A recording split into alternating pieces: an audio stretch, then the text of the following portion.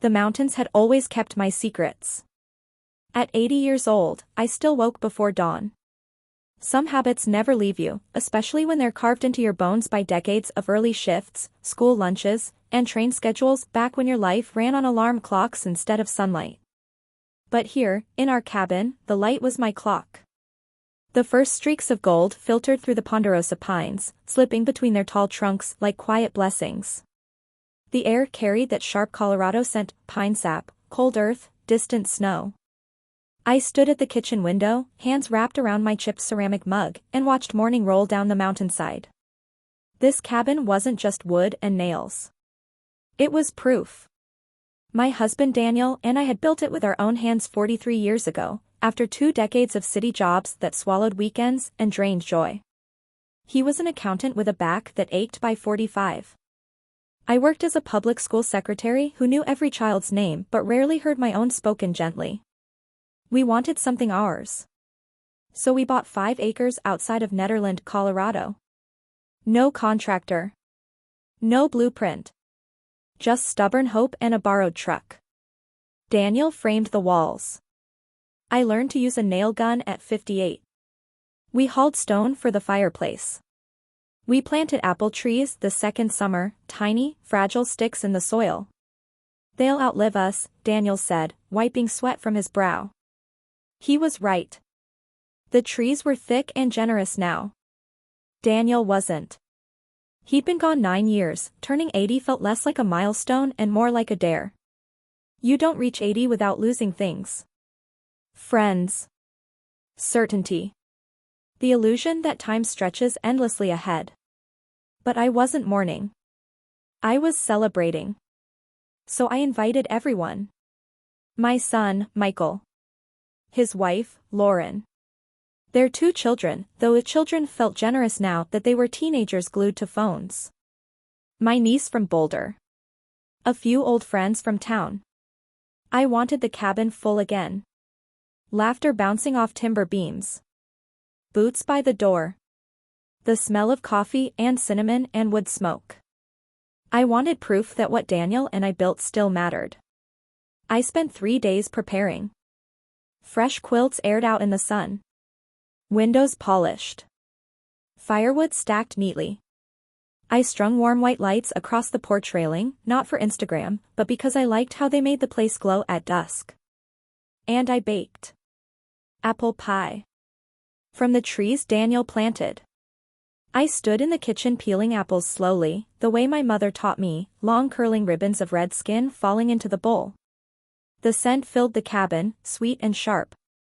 Every slice carried memory. Daniel stealing warm apples off the cooling rack. Michael at 6 years old, face sticky with juice, climbing the very trees that now bent heavy with fruit. I smiled at that. Back when he still loved it here, the first cars rolled up just after noon. My niece ran toward me, arms wide. Aunt Clara. You look incredible. I moisturize, I told her, laughing. Neighbors arrived with wildflowers. Someone brought wine. The grandkids wandered toward the creek without looking up from their screens. For a few hours, it felt right. The cabin hummed. Then Michael's SUV pulled in. Late. The engine idled longer than necessary, like the vehicle itself was reluctant. Lauren stepped out first. Tall. Polished. Sunglasses large enough to reflect the entire cabin back at itself. Michael followed, phone pressed to his ear. Yeah. I'm at the mountain place, he said. Service sucks. The mountain place. Not home. Not the cabin. Just the mountain place. He hung up and looked around. Well, he said flatly. It's still standing. I forced a smile. Of course it is. Your father overbuilt everything. Lauren adjusted her coat, scanning the porch like she was evaluating a rental property. It's very rustic, she said. Rustic. The word landed strangely. I'd always thought of it as solid inside. Lauren wrinkled her nose faintly. Is that wood smoke? Yes, I said gently. It's a fireplace. Michael ran a hand along the timber beam. You know, Mom, he began casually, this place could use some updates. Maybe open up the kitchen? Tear out a few walls. The kitchen walls Daniel built. I felt something shift inside my chest, not pain exactly, but pressure. It's fine the way it is, I replied. Lauren set down a sleek bakery box on the table. We brought desserts, she announced brightly. Keto-friendly.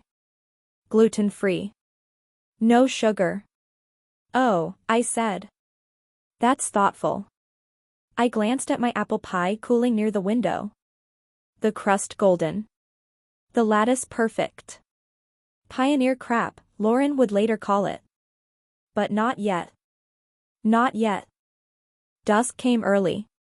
We gathered outside, fairy lights glowing, mountains dark against the sky. Someone poured wine. The air cooled fast, that high-altitude bite settling into the evening. I carried the apple pie outside on a ceramic plate Daniel and I bought in Santa Fe the year we finished the cabin. This, I announced softly, is from the trees we planted our second summer here. For a heartbeat, no one spoke. Then Lauren laughed lightly. Oh, Clara, she said, no one eats that kind of thing anymore. Before I could respond, she lifted the pie, still whole, and walked toward the snowbank beside the porch. And dumped it. Just tipped the plate. The pie slid into the snow, crust cracking against white. The world went silent. Snow swallowed the apples. I stared at the place where it had fallen.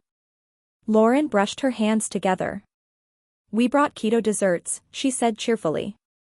No one eats that pioneer stuff. Michael didn't stop her.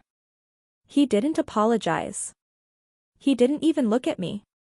Instead, he sighed. Mom, he said, voice edged with impatience, you're kind of holding us back. This whole cabin fantasy, maybe it's time you downsized permanently. Downsized. The word echoed louder than the laughter had earlier. I felt 80 then. Not frail. Not weak. Just very, very clear. The mountain air felt colder suddenly. I think I'll turn in early, I said. No one protested. I didn't cry. I cleaned the kitchen first. Packed leftovers. Blew out candles. Then I got in my old Subaru and drove. Down the winding mountain road.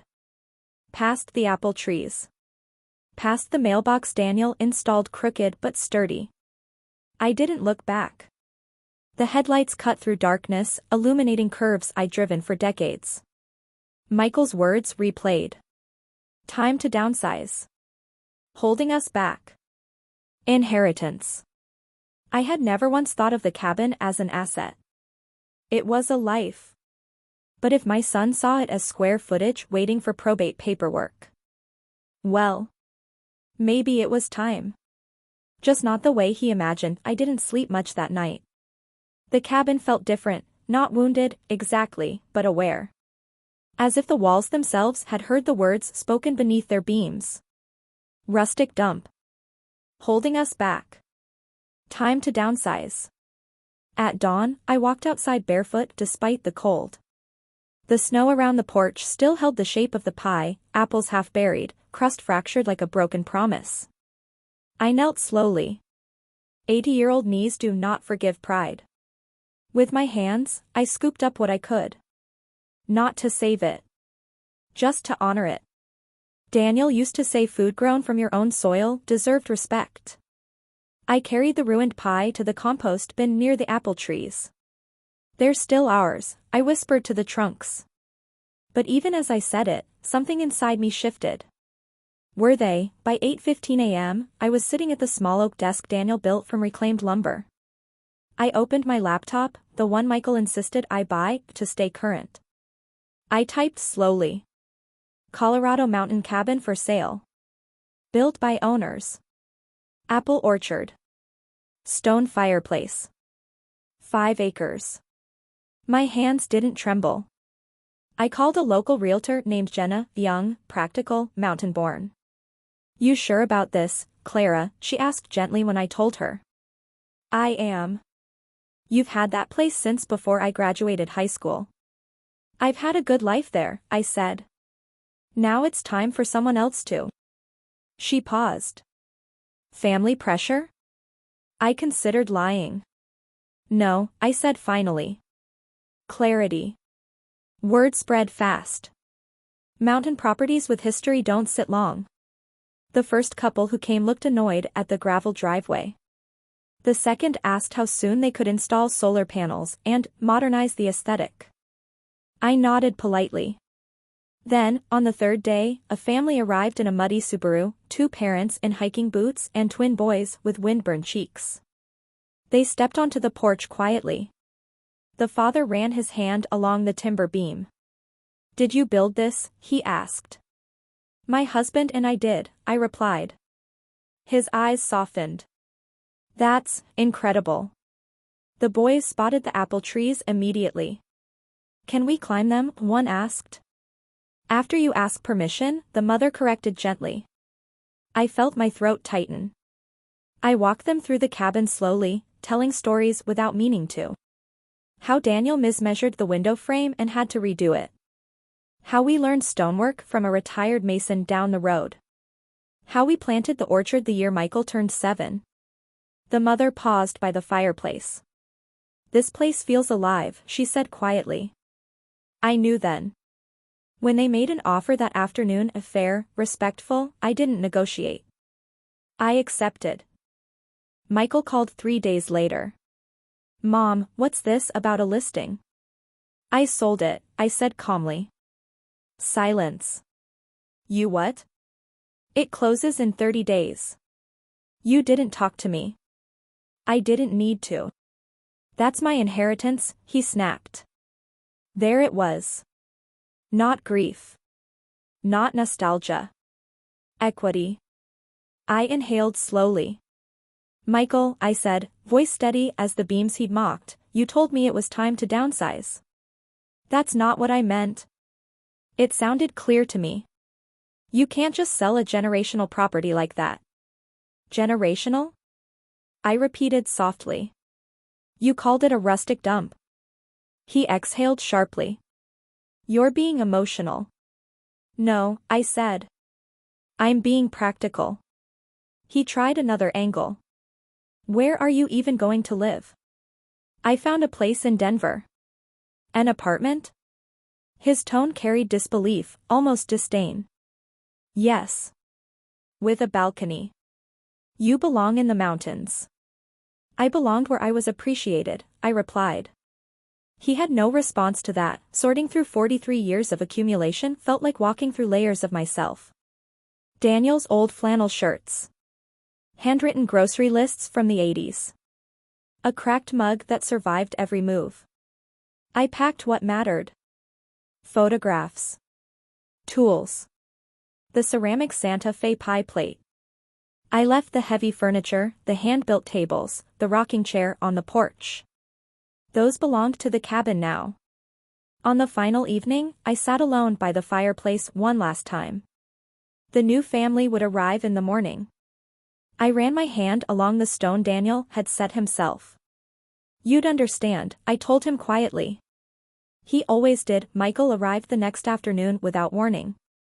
The closing papers were already signed. The new family was due in 2 hours. He stormed inside, anger radiating off him like heat. Tell me this isn't finalized, he demanded. It is. You had no right. I had every right, I corrected.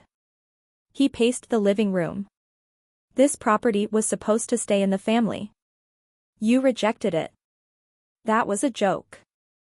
Throwing the pie wasn't. He froze.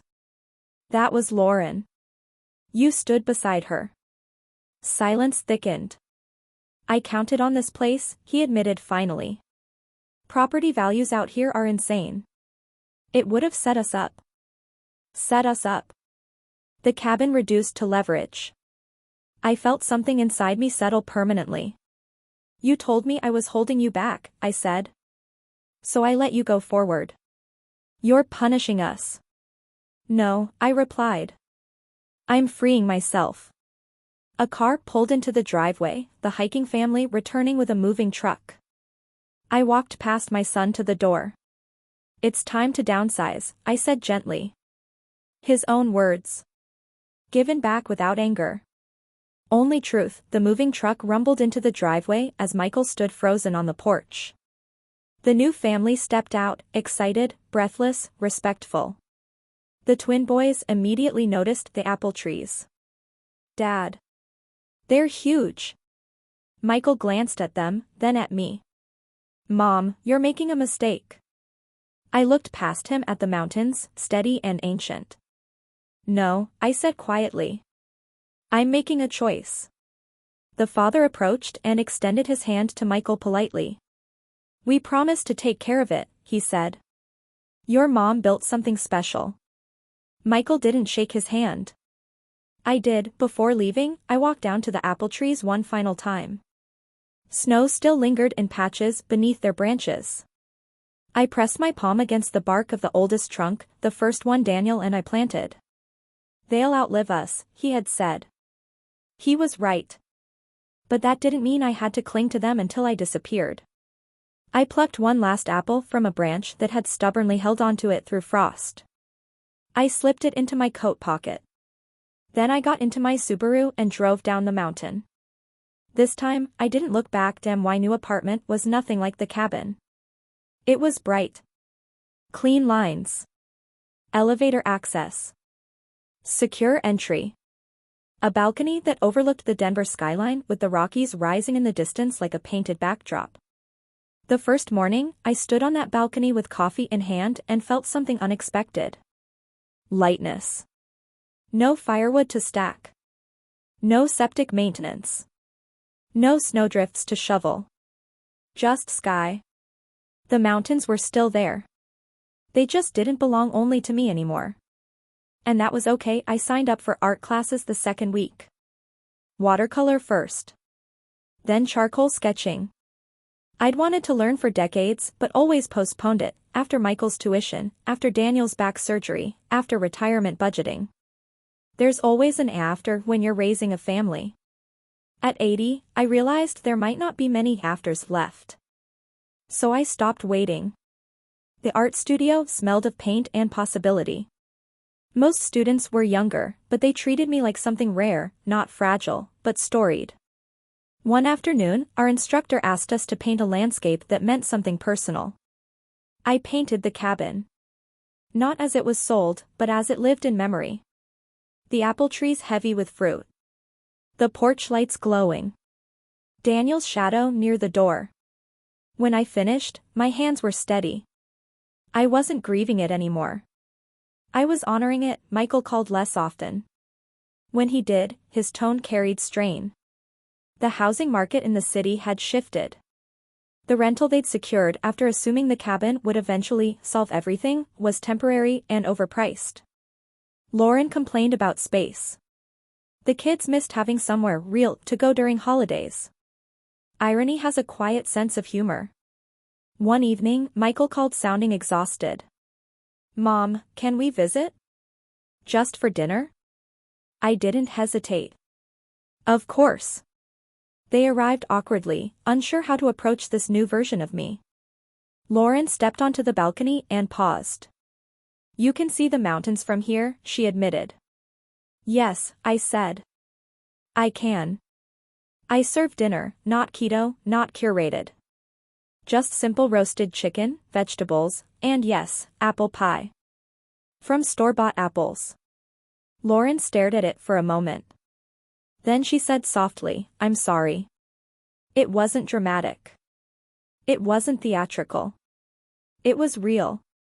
Michael cleared his throat. "I was wrong," he said.